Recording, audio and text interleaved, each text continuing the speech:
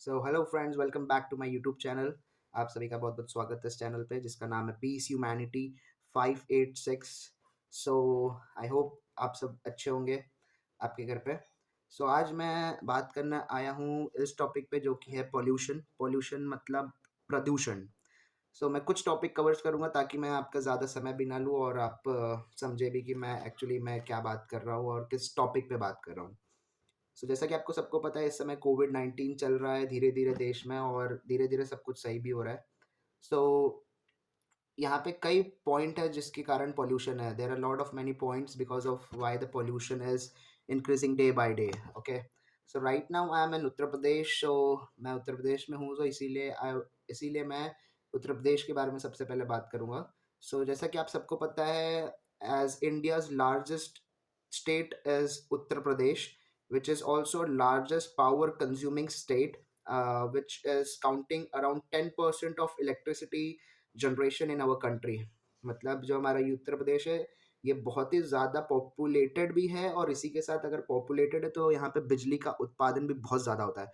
तो इसकी वजह से यहाँ पे बहुत सारे पावर प्लांट्स हैं जिसके कारण आप देखते होगे पावर प्लांट्स में जो ऊपर से बेसिकली जो धुआँ निकलता है जिस जो हवा में मिलता है जाके, फिर वो हवा मिलने के बाद पूरे एरियाज़ में फैलता है धीरे-धीरे करके।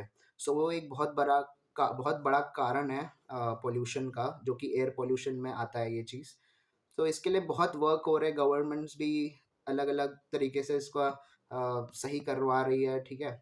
This is all about I have to say today. Now I will cover some of the few topics regarding the pollution. The first I will tell you is the vesicle immersion. Vesicle immersions. Vesicle immersions means you know that all the things which we are doing right now.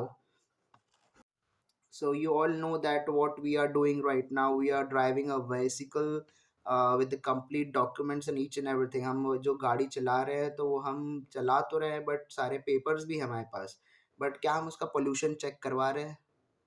Day to day अगर हमारा pollution हम check करा रहे हैं तो उसमें से जो धुआं निकल रहा है, वो धुएं की वजह से भी पोल्यूशन बहुत बढ़ रहा है, जिसकी वजह से जब लोग रास्तों पे चलते हैं तो वो धुआं उनके श्वास में जाता है, उसके बाद वो धीरे-धीरे उनके बॉडी में इफ़ेक्ट करता है, जो है लंग्स, हार्ट में मतलब इफ़ेक्ट करता है, जिसकी वजह से लोगों को कई बीमारियाँ होती है, अलग-अलग तरीके की, जो आज के टाइम पे हो रही है। अब मैं आता हूँ दूसरे पॉइंट पे।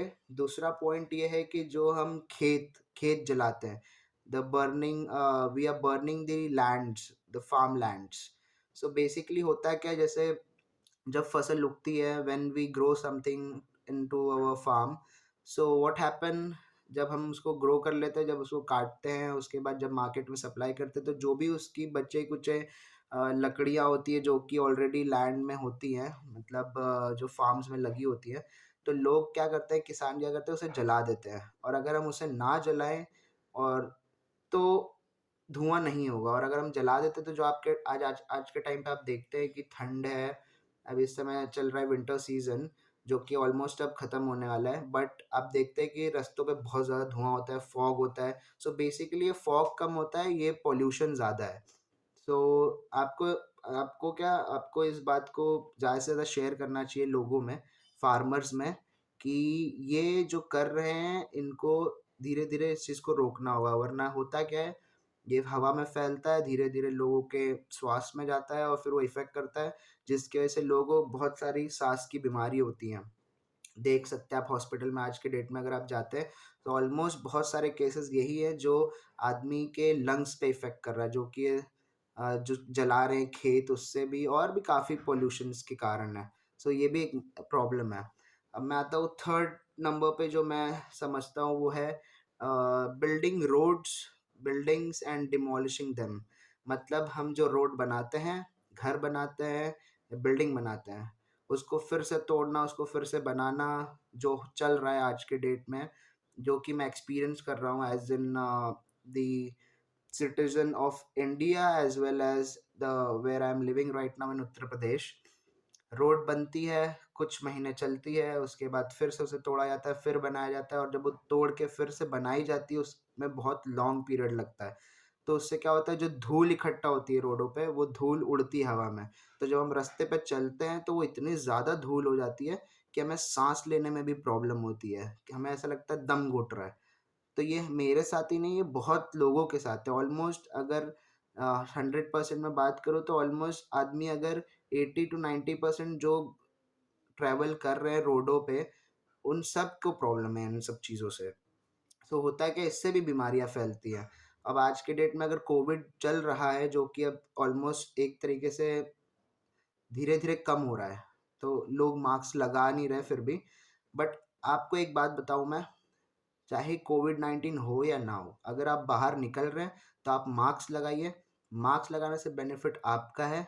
अगर आप मास्क लगाएँगे, तो जो भी डस्ट पार्टिकल, जो भी हवा में पार्टिकल, मतलब जो भी हवा में धूल उड़ रही है या बैक्टीरिया उड़ रहा है, वो आपके नोज़ से जाता है अंदर और माउथ से। तो धीरे-धीरे जब नहीं जाएगा, ऑलमोस्ट आपकी आधे से ज़्यादा बीमारी वहीं खत्म हो जाएगी।